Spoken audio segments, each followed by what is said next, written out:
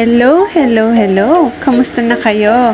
Let me share to you pala nung umuwi ako sa Philippines last month. I'm really excited kasi I'm going to see my family again after almost a year. This was the day of my flight back to the Philippines na. Fun fact, I always book my flight sa gabi para throughout my travel tulog lang ako. Pansin niyo ba ang airport dito sa Singapore? Ang ganda, 'di ba? Para kang nasa loob ng hotel. Ayan, papasok na ako sa departure area.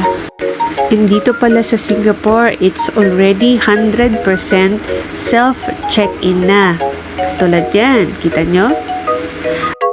And now, after the immigration, I have to look for my boarding gate. O diba, ang ganda talaga ng airport ng Singapore. Para kang nasa high-end na mall. Napakarami dito mga high-end brand na hindi mo ma-feel na nasa loob ka ng airport. Feeling mo nga parang nagsha-shopping ka lang.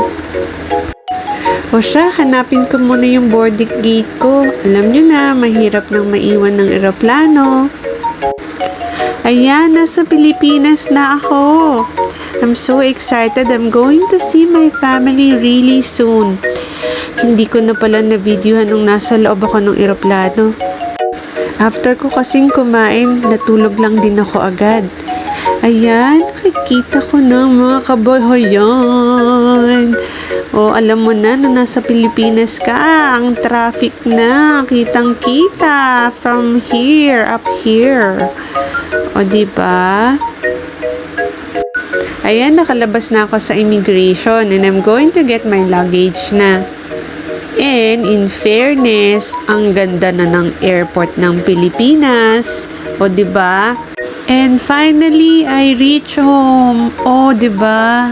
Ayan, kita, may traffic na. Nasa Pinas na talaga ako. Hehe, charot. Iba talaga ang feeling kapag nasa Philippines ka na. You really feel at home. Katulad nito, tokneneng. And my first breakfast in the Philippines, corned beef and egg. With my family, of course. Okay, to be continued. Thank you for watching. Bye!